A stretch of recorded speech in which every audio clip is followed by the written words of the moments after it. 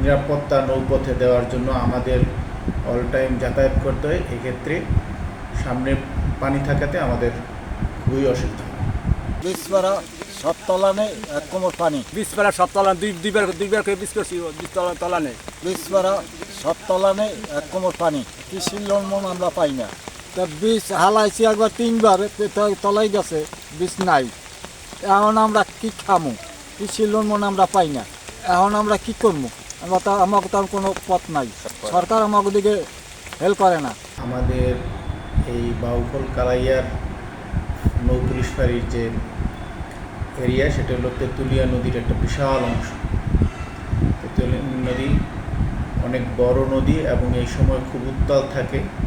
বর্ষার সময় খুব উত্তাল থাকে। ঝুঁকিপূর্ণ কাজ করি আমরা যে সকল সদস্য আছি এখানে নৌপুলিশের, সবাই ঝুঁকিপূর্ণ অবস্থায় থাকে।